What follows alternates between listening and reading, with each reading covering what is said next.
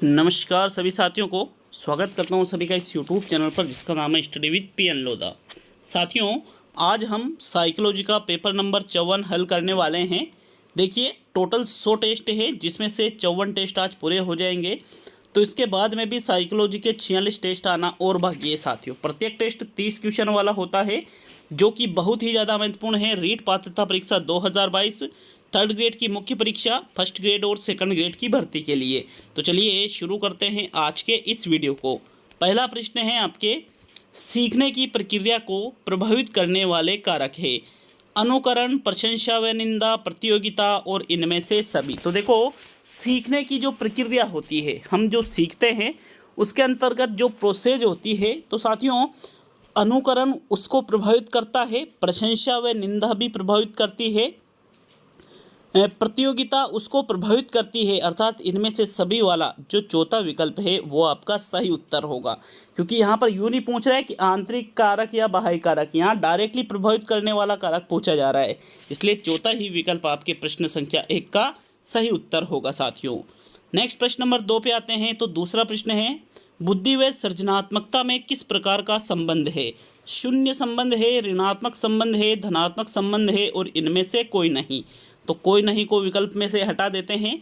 जैसे यहाँ पर बात की जा रही है बुद्धि और सृजनात्मकता की, तो साथियों इसमें शून्य या ऋणात्मक संबंध नहीं होता है, बल्कि बुद्धि व सृजनात्मकता में धनात्मक संबंध पाया जाता है। कैसा संबंध पाया जाता है? धनात्मक। तो विकल्प नंबर आपका 3 सही रहेगा प्रश्न संख्या 2 में। नेक्स्ट प्रश्न संख्या 3 की ओर बढ़ते हैं। चलिए तीसरा प्रश्न देखेंगे। आपके प्रश्न नंबर 3 है, निम्न में से समस्यात्मक बालक कौन है?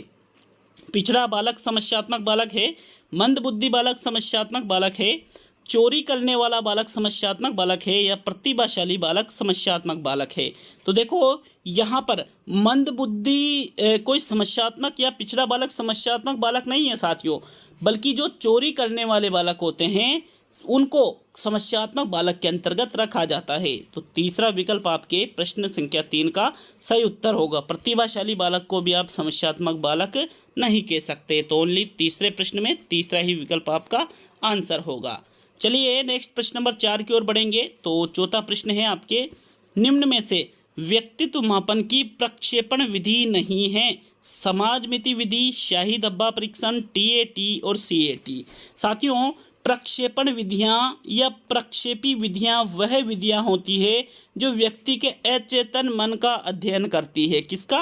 अचेतन मन का अध्ययन करती है। तो यहाँ पर देखो, हरमन रोडशा की रोडशा शाही धब्बा परीक्षण, CAT और TAT तीनों ही व्यक्तित्व मापन की प्रक्षेपी विधियों के अंतर्गत सम्मिलित होती है, लेकिन जो मोरेनो की समाज मिति विधि है इसको प्रक्षेपी विधियों में सम्मिलित नहीं किया जाता है। तो चौथे प्रश्न में कौन सा विकल्प सही हुआ? फिर आपका प्रथम विकल्प सही हुआ। नेक्स्ट ये प्रश्न संख्या 5 की ओर बढ़ेंगे। तो चलिए 5वां प्रश्न देख लेते हैं। आपके प्रश्न संख्या 5 है, दिवा स्वप्न देखने वाला प्रसन्न रहता है तर्क से, कल्पनाशीलता से, नियंत्रण से और इनमें से सभी से। तो देखो, दिवा स्वप्न को इंग्लिश में कहते हैं डे ड्रीमिंग। क्या कहते हैं साथियों? डे ड्रीमिंग इसको कहा जाता है। अब यहाँ पर देखिए, डे ड्रीमिंग का मतलब सीधा सा लिया जाता है कि दिन में सपने देखना। कई बार देखा होगा आपने, कई बार सुना होगा कि अरे दिन में सपने मत देख, ऐसी बात आपने जरूर सुनी होगी साथियों। तो मतलब कल्पना करना एक तरह से दिवा स्वप्न कहलाता है। इसको मन तरंग के नाम से भी जाना जाता है साथियों। विकल्प नंबर आपका 2 सही है। कल्पनाशीलता से दिवा स्वप्न देखने वाला व्यक्ति प्रसन्न रहता है। तो सेकंड विकल्प आपके प्रश्न संख्या 5 का सही उत्तर रहेगा। नेक्स्ट आगे बढ़ेंगे प्रश्न संख्या 6 की ओर। चलिए 6ठा प्रश्न देखते हैं। आपके प्रश्न संख्या 6, निम्नलिखित में से कौन सी समस्या शिक्षा मनोविज्ञान के क्षेत्र में आती है? शिक्षकों की अनुपस्थिति, शिक्षा का गिरता स्तर, विद्यालय में बच्चों का कम नामांकन और शैक्षिक पिछड़ापन। तो देखो, शिक्षा मनोविज्ञान के क्षेत्र में जो समस्या आती है उसका उल्लेख यहाँ पर आपको करना है, उसके बारे में आपको बताना है। तो पहला, दूसरा, तीसरा या चौथा, कौन सा विकल्प आपके प्रश्न संख्या 6 का सही उत्तर होगा साथियों? तो चलिए आंसर देख लेते हैं कि भाई आपके प्रश्न संख्या 6 में कौन सा उत्तर है। जो शैक्षिक पिछड़ापन है उसको ही शिक्षा मनोविज्ञान की समस्या के अंतर्गत सम्मिलित किया जाएगा दिए गए विकल्पों में से। चौथा विकल्प आपका प्रश्न नंबर 6 का सही उत्तर है। नेक्स्ट आते हैं प्रश्न संख्या 7 की ओर। चलिए 7वां प्रश्न देखेंगे, आपके प्रश्न नंबर 7। तो साथियों 7वां प्रश्न है, अच्छी तरह से समझना पड़ेगा प्रश्न को, बड़ा प्रश्न है थोड़ा। शिक्षण अधिगम प्रक्रिया में व्यक्तिगत रूप से ध्यान देना महत्वपूर्ण है क्योंकि, तो विकल्प देखिएगा, क्योंकि शिक्षार्थी हमेशा समूह में ही बेहतर सीखते हैं, क्योंकि शिक्षण प्रशिक्षण कार्यक्रमों में ऐसा ही बताया गया है, क्योंकि इससे प्रत्येक विद्यार्थी को अनुशासित करने के लिए शिक्षकों के बेहतर अवसर मिलते हैं शिक्षकों को, या फिर बच्चों की विकास दर भिन्न होती है और वह भिन्न तरीकों से सीख सकते हैं।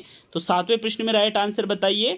जो व्यक्तिगत रूप से ध्यान देना आवश्यक माना जाता है, महत्वपूर्ण माना जाता है शिक्षण अधिगम प्रक्रिया में, वो क्यों माना जाता है? व्यक्तिगत मतलब एक एक बच्चे पर अलग अलग तरीके से ध्यान देना क्यों आवश्यक है साथियों?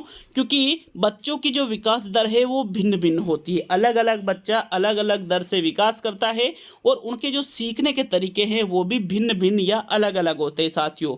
इसलिए व्यक्तिगत रूप से ध्यान देना चाहिए शिक्षण अधिगम प्रक्रिया में प्रत्येक अधिगमकर्ता पर। 4th विकल्प आपके 7वें प्रश्न का सही उत्तर होगा। नेक्स्ट प्रश्न संख्या 8 की ओर बढ़ेंगे साथियों। तो प्रश्न नंबर 8 है आपके, श्रव्य दृश्य सामग्री को वर्गीकृत करने हेतु अनुभव शंकु का प्रारूप प्रतिपादित किसने किया? I.K. डेविस ने किया, एडगर डेल ने किया, एन फ्लेडर ने किया या हार्ट ने किया? तो प्रश्न नंबर 8 का सही उत्तर बताइए, कौन सा विकल्प आपका 8वें प्रश्न में सही उत्तर है?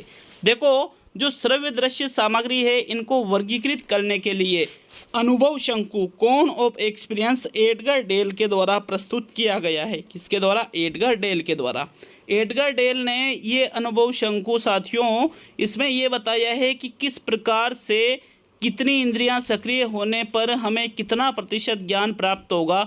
जैसे सिर्फ श्रव्य साधन, दृश्य साधन, श्रव्य दृश्य साधन, प्रत्यक्ष अनुभव, क्रिया आधारित प्रत्यक्ष अनुभव, ऐसी चीज़ें इन्होंने बताई है कि हमें कैसे कितना प्रतिशत याद होता है। तो विकल्प नंबर आपका 2 सही रहेगा प्रश्न संख्या 8 में। नेक्स्ट आगे बढ़ेंगे साथियों प्रश्न संख्या 9 की ओर। देखो प्रश्न संख्या 9 पे हम आ चुके हैं। 9वां प्रश्न आपसे पूछ रहा है, निम्न में से कौन सी मूल प्रवृत्ति बच्चों को सिखाने के लिए अभिप्रेरित करने हेतु काम में ली जा सकती है? आत्मरक्षा, जिज्ञासा, पुत्रेषणा और पलायन। देखो यहाँ पर जो मूल प्रवृत्तियाँ, यहाँ 4 मूल प्रवृत्तियाँ दे रखी है, उसमें से उस मूल प्रवृत्ति का आपको चुनाव करना है जिसका प्रयोग आप बच्चों को सिखाने के लिए अभिप्रेरित करने हेतु काम ले सकते हैं। तो साथियों पुत्रेषणा से तो यहाँ पर सिखाने के लिए अभिप्रेरित नहीं किया जा सकता, आत्मरक्षा से भी नहीं, ना ही पलायन से। पलायन तो पूर्णतः नेगेटिव है इसमें। तो विकल्प नंबर आपका जो 2 है जिज्ञासा। जिज्ञासा जो मूल प्रवृत्ति है इसके माध्यम से आप बच्चों को सिखाने के लिए अभिप्रेरित कर सकते हो। तो 9वें प्रश्न में आपके दूसरा विकल्प सही है साथियों। नेक्स्ट आगे बढ़ेंगे प्रश्न संख्या 10 की ओर। चलिए 10वां प्रश्न देखेंगे, आपके प्रश्न नंबर 10 क्या पूछ रहा है, थोड़ा बड़ा प्रश्न है, इसको यहाँ पर देखिएगा अच्छी तरह से। अधिगम एवं परिपक्वता के संबंध में निम्न में से कौन सा कथन सही है? सही कथन का आपको चुनाव करना है। पहला कथन है, यदि मानव विकास केवल परिपक्वता से होता तो मनुष्य केवल निम्नतम तक ही सीमित रह जाता। दूसरा विकल्प है, वंशक्रम संभाव्य क्षमता की सीमा के कारण बालक एक निश्चित सीमा से आगे तक विकसित हो सकते हैं। तीसरा कथन है, बालक विकास की दृष्टि से जब सीखने के लिए तैयार नहीं है तब भी वह अधिक प्रयास द्वारा सीख सकते हैं। और चौथा कथन है, बालक की अंतर्निहित शक्तियों को बिना समय विचारे विकसित करने के लिए प्रोत्साहित किया जाना चाहिए। तो बताओ प्रश्न संख्या 10 में कौन सा विकल्प आपको अधिगम एवं परिपक्वता के संबंध के बीच में सही कथन लग रहा है साथियों? देखो चौथा विकल्प और तीसरा विकल्प तो पूर्णतः गलत है कि विकास की दृष्टि से सीखने के लिए तैयार नहीं है फिर भी आप उसको अधिक प्रयास द्वारा सिखा सकते हैं, तो गलत है। आप उसको अंतर्निहित शक्तियों को सोच नहीं रहे हो, समझ नहीं रहे हो, विचार नहीं कर रहे हो और प्रोत्साहित कर रहे हो विकसित करने के लिए, तो ये भी गलत है। तीसरा चौथा तो यहाँ गलत हो गया। अब आपके सामने दो विकल्प बच रहे, पहला और दूसरा। कौन सा विकल्प सही करोगे साथियों? अधिगम एवं परिपक्वता के बीच में जो सही संबंध है वो है पहला विकल्प। कैसे? कि यदि मानव विकास केवल परिपक्वता से होता तो मनुष्य केवल निम्नतम तक ही सीमित रह जाता, क्योंकि परिपक्वता एक निश्चित समय तक चलने वाली प्रक्रिया है। उसके बाद में क्या विकास नहीं होता है? होता है। तो ये बिल्कुल सही कह रहा है। अतः विकल्प एक ही आपके प्रश्न नंबर 10 का सही उत्तर होगा साथियों। नेक्स्ट आगे बढ़ेंगे प्रश्न नंबर 11 की ओर। तो आपके 11वां प्रश्न साथियों, 11वां प्रश्न है, सीखने की प्रक्रिया में अभिप्रेरणा। पहला विकल्प छात्रों में सीखने के प्रति रुचि का विकास करती है। दूसरा, विद्यार्थियों की स्मरण शक्ति को पैना बनाती है। तीसरा, पिछले सीखे हुए को नए अधिगम से अलग करती है। और चौथा, शिक्षार्थियों को एक दिशा में सोचने के योग्य बनाती है। तो बताइए प्रश्न नंबर 11 में कौन सा विकल्प आपका सही उत्तर होगा साथियों? देखो, 11वें प्रश्न का जो सही उत्तर है, जो सीखने की प्रक्रिया में अभिप्रेरणा, देखो अभिप्रेरणा का होना अति आवश्यक है, तभी जो बालक है वो उस चीज़ को सीख पाएगा साथियों। तो इसमें क्या होता है कि अगर कोई बालक सीखने की प्रक्रिया में अभिप्रेरित है तो वो है उस चीज़ के, जिस चीज़ को वो सीख रहा है उसमें बालक की रुचि बढ़ेगी साथियों। अतः ये छात्रों में सीखने के प्रति रुचि का विकास करती है। विकल्प एक आपके प्रश्न नंबर 11 का सही उत्तर है साथियों।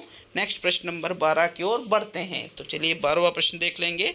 आपके प्रश्न नंबर 12वां प्रश्न है, निम्न में से कौन सा अधिगम निर्मितवाद उपागम है?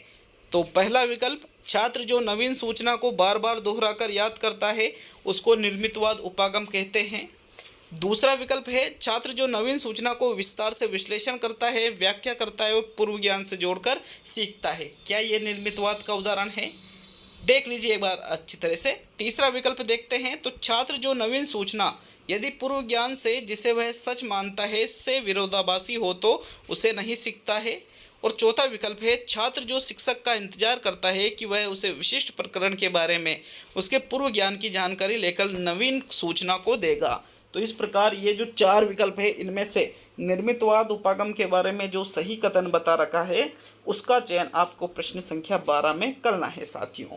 देखो, निर्मितवाद में छात्र स्वयं ज्ञान का निर्माण करता है साथियों, इसलिए उसको बार बार दोहरा कर याद करना तो रटन प्रणाली पर आधारित हो गया, तो ये आपका आंसर नहीं है। बल्कि इसमें जो नवीन सूचना छात्र को दी जाती है, छात्र उसका विश्लेषण करता है, उसकी व्याख्या करता है और उसको पूर्व ज्ञान से जोड़कर सीखता है। बिल्कुल यह निर्मितवाद उपागम के अंतर्गत आ जाएगा। तो सेकंड विकल्प 12वें प्रश्न का सही उत्तर है। नेक्स्ट प्रश्न संख्या 13 की ओर बढ़ेंगे। तो चलिए 13वां प्रश्न देख लेते हैं। आपके प्रश्न नंबर 13, निम्न में से कौन सा व्यक्तित्व का भाग तार्किक रूप से नियंत्रित है जो वास्तविकता के नियम पर आधारित है? इदम, अहम, परम अहम और लिबिडो। तो देखो, व्यक्तित्व का जो भाग होता है, मन जो होता है साथियों हमारा 3 स्तर पे चलता है, चेतन, अचेतन और अर्धचेतन। और व्यक्तित्व के भी 3 प्रकार होते हैं, इदम, अहम और परम अहम। तो जो इदम होता है वह तो सुखवादी सिद्धांत पर कार्य करता है, आगे पीछे की नहीं सोचता है, बल्कि जो वास्तविकता के नियम की सोचता है, वास्तविकता पर जो आधारित होता है उसको अहम कहा जाता है साथियों। अपरम अहम में तो हमेशा दूसरों की भलाई की जाती है, खुद का कुछ नहीं देखा जाता है। तो यहाँ वास्तविकता का नियम अहम पर आधारित है। दूसरा विकल्प आपके 13वें प्रश्न में सही है। नेक्स्ट प्रश्न नंबर 14 को देखेंगे। तो 14वां प्रश्न है आपके, फ्रायड, पियाजे एवं अन्य मनोवैज्ञानिकों ने व्यक्तित्व विकास की विभिन्न अवस्थाओं के संदर्भ में व्याख्या की है, परंतु जीन पियाजे ने कैसे व्यक्तित्व विकास की व्याख्या की है वो आपको बताना है। तो इन्होंने कहा है कि विकास की अवस्थाएं वातावरण से निर्धारित होती है। इन्होंने कहा है कि शेषावस्था के अनुभव ही अधिक प्रभावित करते हैं, बाकी अवस्थाओं के सीमित प्रभाव होते हैं। या इन्होंने कहा है कि विभिन्न अवस्थाओं को समझने के लिए संज्ञानात्मक बदलाव के बारे में कहा, और इनमें से कोई नहीं। तो कोई नहीं वाला विकल्प हम हटा देते हैं। देखो, जीन पियाजे के द्वारा संज्ञानात्मक विकास का सिद्धांत दिया था और इन्होंने 4 अवस्थाओं का प्रतिपादन किया। प्रत्येक अवस्था के अंतर्गत इन्होंने बताया है कि किस प्रकार बालक में संज्ञानात्मक बदलाव आते हैं साथियों। तो विकल्प 3 इस प्रकार से आपके 14वें प्रश्न का सही उत्तर है। नेक्स्ट आगे बढ़ेंगे साथियों प्रश्न संख्या 15 की ओर। तो चलिए 15वां प्रश्न देख लेते हैं साथियों। प्रश्न संख्या 15 है, शोधन निम्नलिखित में से क्या है? तो पहला विकल्प, जब चेतना के व्यवहार अर्धचेतन में प्रतीत होते हैं उसे शोधन कहा जाता है। दूसरा विकल्प है, जब व्यक्ति कलात्मक एवं रचनात्मक कार्यों के प्रति अपनी ऊर्जा को निर्देशित करता है। तीसरा विकल्प है, जब व्यक्ति तनाव उत्पन्न करने वाले कारणों को नहीं सोचने का प्रयास करता है। और चौथा विकल्प है, इनमें से कोई भी नहीं। तो कोई नहीं वाले विकल्प को हम वापस हटा देते हैं। साथियों, शोधन या मार्गांतरीकरण वह युक्ति है जिसमें व्यक्ति कलात्मक एवं जो रचनात्मक कार्य होते हैं उनमें अपनी ऊर्जा को निर्देशित करता है। विकल्प 2 ही आपके प्रश्न संख्या 15 का सही उत्तर है। नेक्स्ट आगे बढ़ेंगे साथियों प्रश्न संख्या 16 की ओर। तो चलिए 16वां प्रश्न देखते हैं। तो देखो, प्रश्न नंबर 16 को, किस मनोवैज्ञानिक ने व्यक्तित्व की संरचना के अंतर्गत गत्यात्मकता एवं स्थलाकृतिक पक्ष का अध्ययन किया? सिगमंड फ्रायड ने, कर्ट लेविन व सिगमंड फ्रायड ने, स्मिथ व लेनिन ने, और इनमें से सभी ने।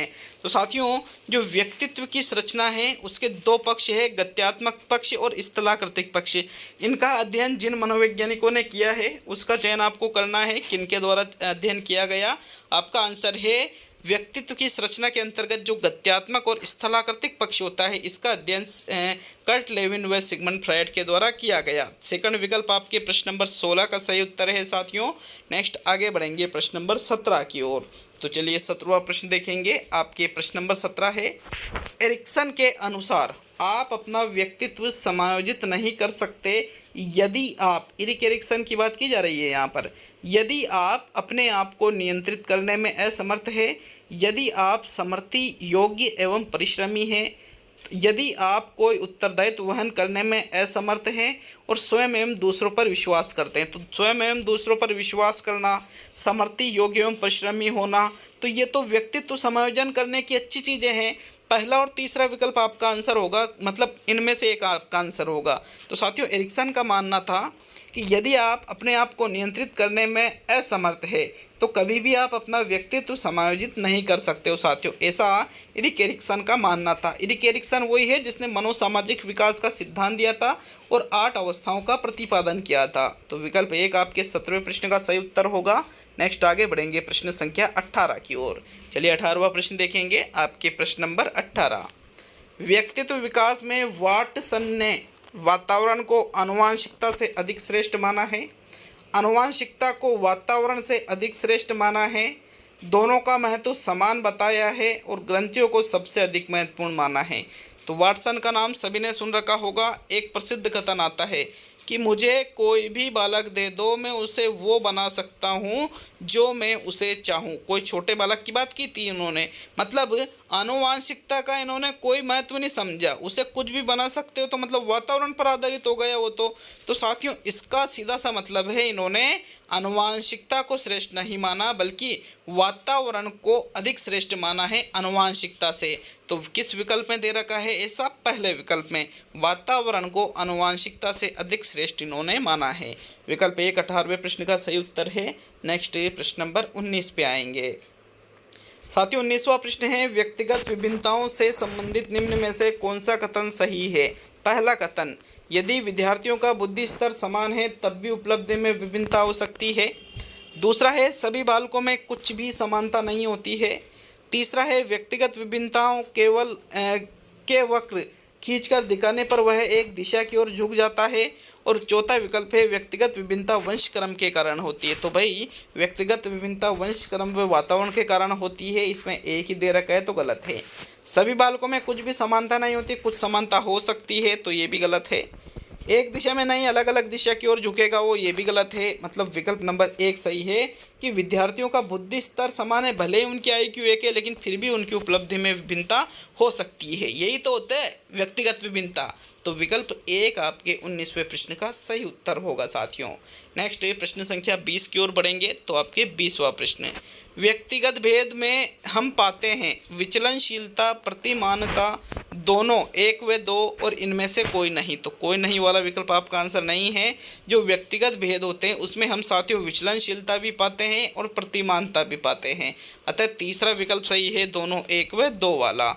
आपके 20वें प्रश्न का आंसर थर्ड विकल्प होगा। नेक्स्ट प्रश्न नंबर 21 को देखेंगे साथियों। 21वां प्रश्न है, गिलफोर्ड के बुद्धि संबंधी मॉडल में कुल कोष्ठ या खाने कितने हैं? 30 खाने हैं, 60 खाने हैं, 80 है या 120 है। तो गिलफोर्ड ने अपना जो सिद्धांत दिया है संक्रिया उत्पाद का सिद्धांत साथियों, संक्रिया उत्पाद का सिद्धांत। इस सिद्धांत में साथियों इन्होंने बुद्धि संबंधी जो मॉडल दिया है उसमें 120 खाने बताए हैं। कितने खाने बताए हैं? 120। तो चौथा विकल्प आपके प्रश्न संख्या 21 का सही उत्तर है। नेक्स्ट अब हम आगे बढ़ेंगे प्रश्न संख्या 22 की ओर।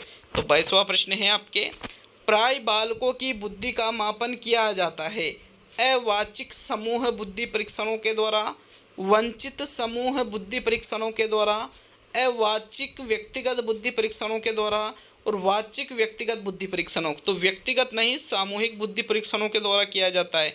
तीसरा चौथा तो गलत है साथियों, क्योंकि व्यक्तिगत में तो एक एक का हुआ, सामूहिक रूप से बुद्धि का मापन ज़्यादा किया जाता है नॉर्मली।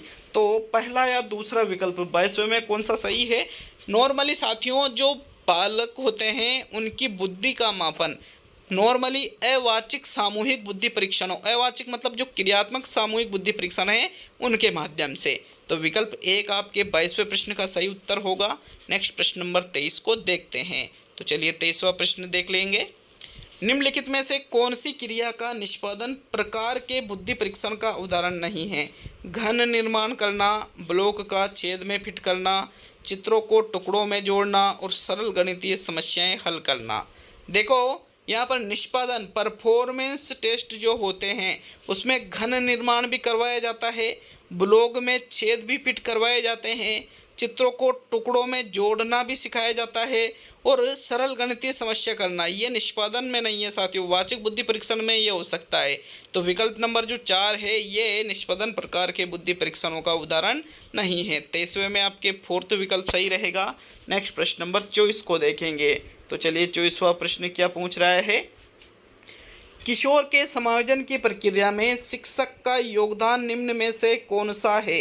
कमजोरियों का ज्ञान न कराना, मूलभूत आवश्यकताओं की पूर्ति न करना, आकांक्षा का उचित स्तर तय करना और समस्या का समाधान न करना। तो एक शिक्षक बालकों की समस्या का समाधान करता है, उसकी मूलभूत आवश्यकताओं की पूर्ति करने का प्रयास करता है, कमजोरियों का ज्ञान उसको करवाता है, लेकिन यहाँ सभी न करना है साथियों। तो ये गलत हो जाता है, पहला, तीसरा और चौथा। दूसरा आंसर सही है, जो बालक की मूलभूत आवश्यकता होती है, सॉरी दूसरा क्या, पहला, दूसरा और चौथा गलत है, तीसरा आंसर सही है, आकांक्षा का उचित स्तर तय करना, कि जो बच्चे की आकांक्षा है उसका एक निश्चित स्तर, उचित स्तर तय शिक्षक के द्वारा करना चाहिए। शिक्षक का योगदान हो सकता है किशोर के समायोजन में। तो थर्ड विकल्प आपके 24 में सही है। नेक्स्ट प्रश्न नंबर 25 पे आते हैं। तो 25वां प्रश्न है, निम्नलिखित में से कौन सी तनाव कम करने की और अंतर्द्वंद का समाधान निकालने की प्रत्यक्ष विधि नहीं है? रुकावट दूर करना, दूसरा रास्ता निकालना, उदात्तीकरण और दूसरे लक्ष्य का प्रतिस्थापन। देखो समायोजन की 2 विधियां होती है, एक तो प्रत्यक्ष विधियां होती है और एक होती है साथियों अप्रत्यक्ष विधियां। जो अप्रत्यक्ष विधियां होती है उसमें बहाने या अन्य कारण दिए जाते हैं। प्रत्यक्ष विधियों में डायरेक्टली समस्या को दूर किया जाता है। तो जो प्रत्यक्ष विधि नहीं है उसका चयन आपको 25वें प्रश्न में करना है। रुकावट को दूर करना प्रत्यक्ष विधि है, दूसरा रास्ता निकालना प्रत्यक्ष विधि है, दूसरे लक्ष्य का प्रतिस्थापन प्रत्यक्ष विधि है, लेकिन उदात्तीकरण कैसी विधि है साथियों? अप्रत्यक्ष विधियों के अंतर्गत इसको सम्मिलित किया जाता है। तो विकल्प नंबर आपका 3 25वें प्रश्न का सही उत्तर है। नेक्स्ट आगे बढ़ेंगे प्रश्न नंबर 26। प्रश्न नंबर 26 है आपके, निम्नलिखित में से कौन सा गुण किशोर अवस्था का नहीं है? पहला विकल्प सामाजिक संबंधों एवं संपर्क में बढ़ोतरी होना, दूसरा है समूह के प्रति निष्ठावान होना, तीसरा है आत्म केंद्रित होना और चौथा है तर्कशीलता का विकास होना। भाई किशोर अवस्था का जो गुण नहीं है उसका चयन 26वें प्रश्न में करना है।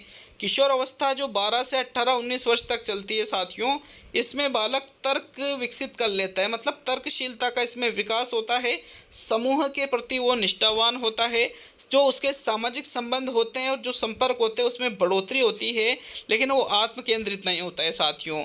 इसलिए तीसरा जो विकल्प है ये जो गुण है ये किशोरावस्था के गुणों के अंतर्गत नहीं आता है, आत्म केंद्रित होना। आत्म केंद्रित तो शिशु होता है साथियों, छोटा बच्चा। तो तीसरा विकल्प आपके प्रश्न संख्या 26 का सही उत्तर है। चलिए आगे बढ़ेंगे प्रश्न संख्या 27 की ओर। तो सब देखो आपके प्रश्न नंबर 27, बालक सृजनात्मक योग्यता रखता है यदि वह जिज्ञासावश प्रश्न पूछता है, यदि वह अधिक नंबर प्राप्त करता है, यदि वह आज्ञाकारी है और गृह कार्य पूरा करता है, और यदि वह कक्षा में अनुशासन भंग करता है। तो चौथा विकल्प तो पूर्णतः नेगेटिव है, क्योंकि कक्षा में अनुशासन भंग करना सृजनात्मक योग्यता का कहीं से कहीं तक बोध नहीं करवा रहा है। अब यदि वह अधिक नंबर प्राप्त करता है तो सृजनात्मक नहीं, जरूरी नहीं है कि उसमें सृजनात्मक योग्यता हो, क्योंकि प्रत्येक प्रतिभाशाली बालक सृजनात्मक नहीं होता है साथियों, इसलिए ये भी आपका आंसर नहीं है। आज्ञाकारी और गृह कार्य पूरा करता है, ये भी सृजनात्मक योग्यता नहीं है, बल्कि जिज्ञासावश प्रश्न पूछना जो पहला विकल्प दे रखा है दिए गए विकल्पों में से, यही सबसे सटीक आंसर है सृजनात्मक योग्यता के संबंध में। तो विकल्प 1 27 में सही है। नेक्स्ट 28 पे आते हैं। 28वां प्रश्न है, वाणी दोष नहीं है, ध्वनि परिवर्तन और अस्पष्ट उच्चारण, धीमी या तेज गति से बोलना, हकलाना और तुतलाना और तीव्र अस्पष्ट वाणी। तो हकलाना और तुतलाना दोनों ही वाणी दोष है, अस्पष्ट उच्चारण भी वाणी दोष है, अस्पष्ट वाणी भी वाणी दोष है, लेकिन कोई व्यक्ति धीमी आवाज़ में, कोई तेज आवाज़ में बोल रहा है तो इसको आप वाणी दोष नहीं कह सकते हो साथियों। 28वें में आपके दूसरा विकल्प बिल्कुल सही उत्तर होगा। नेक्स्ट सेकंड लास्ट प्रश्न मतलब 29वां प्रश्न देखेंगे। वीडियो अच्छा लगे तो लाइक शेयर करिएगा। अभी आपके 54वां ही टेस्ट है, ये 46 टेस्ट आना और बाकी है साइकोलॉजी के अभी साथियों आपके, तो बिल्कुल निश्चिंत रहिए, साइकोलॉजी पूरी कंप्लीट करवा दूंगा, कहीं से पढ़ने की जरूरत नहीं पड़ेगी आपको। नेक्स्ट 29वां प्रश्न देख लेते हैं। आपके प्रश्न नंबर 29 है, अंतरपरक अनुदेशन है ऐसे समूहों का प्रयोग जो कभी नहीं बदलते। शिक्षार्थियों की आवश्यकताओं को पूरा करने के लिए समूहीकरण के विविध रूपों का प्रयोग करना, कक्षा में प्रत्येक विद्यार्थी के लिए कुछ अलग करना और अव्यवस्थित अवस्था स्वच्छंद विद्यार्थी गतिविधियां। तो साथियों अव्यवस्थित अवस्था को आप अंतरपरक अनुदेशन नहीं कह सकते। जो कभी नहीं बदलते हैं ऐसे समूह का प्रयोग, ये भी गलत है। दूसरा या तीसरा विकल्प आपका कौन सा विकल्प आपके 29वें प्रश्न का सही उत्तर है? पहला, दूसरा, तीसरा या चौथा विकल्प? देखो, अंतरपरक अनुदेशन का मतलब होता है शिक्षार्थियों की आवश्यकताओं को पूरा करने के लिए समूहीकरण के विविध रूपों का प्रयोग करना। क्या कहलाता है? अंतरपरक अनुदेशन कहलाता है। तो आपके सेकंड विकल्प आपके 29वें प्रश्न का सही उत्तर है। नेक्स्ट आगे बढ़ेंगे साथियों प्रश्न संख्या 30 और आज के अंतिम प्रश्न की ओर। कितने प्रश्न सही हुए? पूर्णतः सावधानी रखी गई है टेस्ट को बनाने में, लेकिन फिर भी अगर कोई त्रुटि होती है तो निश्चित रूप से आप कमेंट कर सकते हो, उसमें सुधार किया जाएगा वास्तव में यदि कोई त्रुटि हुई है तो साथियों। तो चलिए 30वां और अंतिम प्रश्न। इसके पहले के सभी जो वीडियो है 53 टेस्ट आप यहाँ ये जो प्लेलिस्ट आपको दिखाई देगी अभी एक आध मिनट बाद, उस पर टच करके पिछले 53 टेस्ट देख सकते हो साथियों। 30वां प्रश्न है, राष्ट्रीय पाठ्यचर्या की रूपरेखा 2005 में बातचीत की गई है। तो ज्ञान स्थायी है, वह दिया जाता है, इससे ज्ञान का विकास होता है और इसकी संरचना होती है। दूसरा है शैक्षिक केंद्र से विषय केंद्र पर हो। तीसरा है विद्यार्थी केंद्रित से अध्यापक केंद्रित हो, और चौथा कोई नहीं। तो कोई नहीं वाला विकल्प हम हटा देते हैं। एनसीएफ 2005 कहता है कि ज्ञान स्थायी होता है, ज्ञान दिया जाता है, ज्ञान से विकास होता है और इसकी संरचना होती है। विकल्प 1 आपके 30वें प्रश्न का सही उत्तर है। तो यह आज 54वां टेस्ट भी साइकोलॉजी का कंप्लीट हुआ। साथियों बहुत बहुत धन्यवाद वीडियो को पूरा देखने के लिए। इस प्लेलिस्ट पे टच करके पिछले सारे वीडियो आप देख सकते हो। तो मिलते हैं अगले वीडियो में। बहुत बहुत धन्यवाद एक बार पुनः सभी का।